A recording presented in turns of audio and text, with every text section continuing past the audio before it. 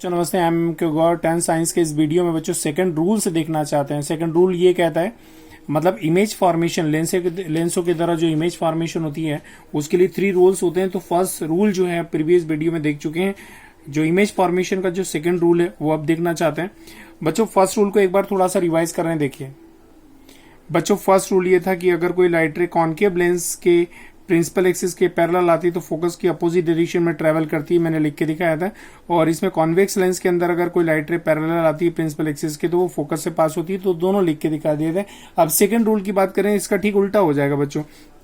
अगर कोई लाइट रे प्रिंसिपल एक्सिस की फोकस की डायरेक्शन में आ रही होती है तो ये डायरेक्शन में आ रही होती है तो यहां रुकने के बाद वो प्रिंसिपल एक्सिस के पैरेलल इस तरीके से चली जाएगी। और अगर कोई फोकस से आ रही है तो वो रिफ्रैक्शन के बाद पैरेलल चली जाएगी। मतलब फोकस की डायरेक्शन में आए चाहे फोकस से आए, फोकस से आएगी तो भी प्रिंसिपल एक्सिस के पैरेलल जाएगी कॉन्वेक्स लेंस के थ्रू। और जो है अगर कॉनकेव लेंस है तो फोकस पॉइंट की डायरेक्शन में कोई रे आती है तो वो यहां टकराने के बाद प्रिंसिपल एक्सिस के पैरेलल। तो डायग्राम को थोड़ा उल्टा, क्योंकि रेज हमेशा लेफ्ट हैंड साइड से लेके आते हैं। ठीक समझ में आया बच्चों?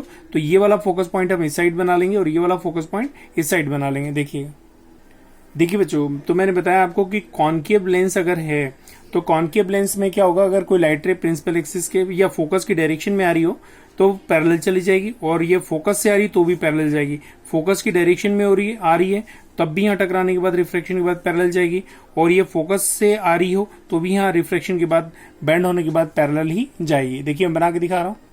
देखिए बच्चों मैंने डायग्राम बनाया। अगर फोकस की डायरेक्शन में रे आ रही है तो यहाँ टकराने के बाद फोकस से नहीं जाएगी, पैरेलल चली जाएगी प्रिंसिपल एक्सिस की। और कॉन्वेक्स लेंस से तो फोकस से आने वाली जो रे रिफ्रैक्शन के बाद में पैरेलल चली जाएगी। तो मैं इंग्लिश में बोल के दिखा रहा हूँ, देखिएगा। If in a light ray coming in the direction of the focus point of the concave lens then it goes parallel to the principal axis after refraction. If any light ray comes from focus point of the convex lens, then after refraction it goes to the parallel of the principal axis. ठीक है बच्चों, तो ये दोनों मैं लिख के दिखा रहा हूँ, देखिएगा ध्यान से।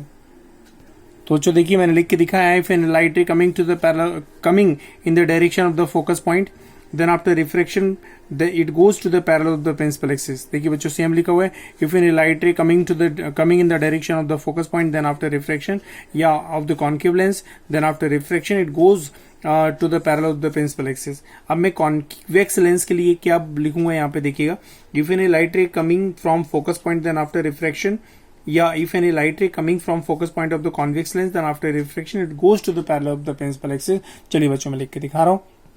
तो देखिए बच्चों मैंने लिख कर दिखाया है, if any light ray coming from the focus point of the convex lens then after refraction it goes to the parallel of the principal axis. ठीक है बच्चों, तो मैंने कॉनकेव और कॉन्वेक्स दोनों लेंस के लिए ये दोनों सेकंड रूल मैंने आपको एक्सप्लेन किया। तो बच्चों आज के इस वीडियो में इतना ही काफी है। Thank you so much.